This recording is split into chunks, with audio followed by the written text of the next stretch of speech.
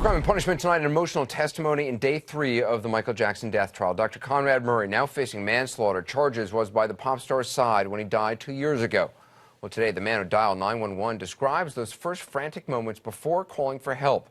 Moments he says Murray wasted cleaning up empty drug vials. Jurors also heard how Jackson's oldest children walked in on the scene, and we got details of daughter Paris's first glimpse of her dying dad. Here's Randy Kay with the latest.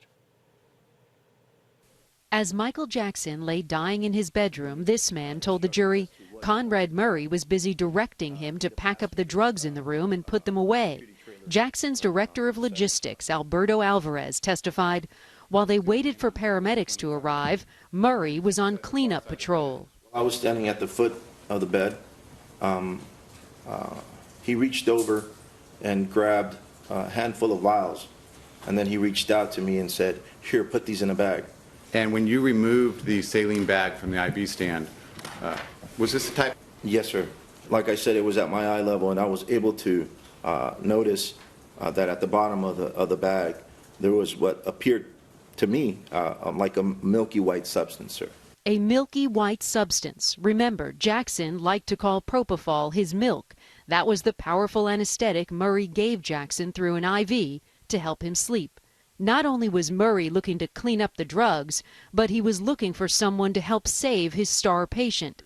Alvarez told the jury Murray asked him to help revive Jackson, who lay lifeless on the bed. Now, as you came in and saw Conrad Murray giving compressions, or what you described as compressions, was he using one hand or two hands?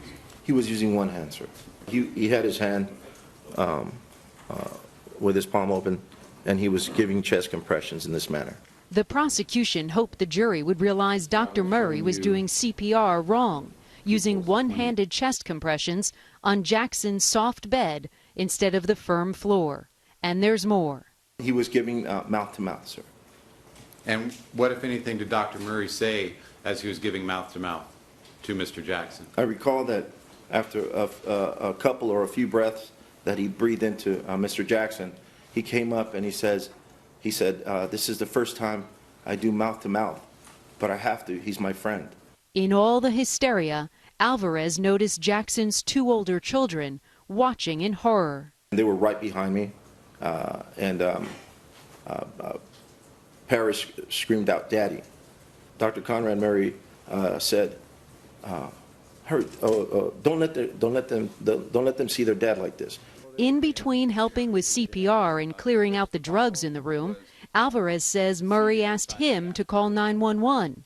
On cross-examination, defense attorney Ed Chernoff tried to cast doubt on Alvarez's timeline, hoping to show Dr. Murray did have his priorities in order. Isn't it actually likely that when you talk about things that are being put away, it was after the paramedics came and before you went to the hospital? No, sir. Alvarez told the jury Jackson did not appear to be alive, even as they struggled to save him. He also said he noticed something peculiar on his body. I recall seeing what appeared to be a plastic bag or some sort of medical device like that, and it was on his penis. What he saw is called a condom catheter, something that would allow Michael Jackson to sleep for long periods and not have to get up to use the bathroom. This pokes holes in the defense theory that Jackson got up when Dr. Murray left the room, downed 8 lorazepam pills, and then returned and gave himself the fatal dose of propofol, not realizing the mix would kill him. Randy, Jackson's personal chef testified late this afternoon. What stood out in her testimony?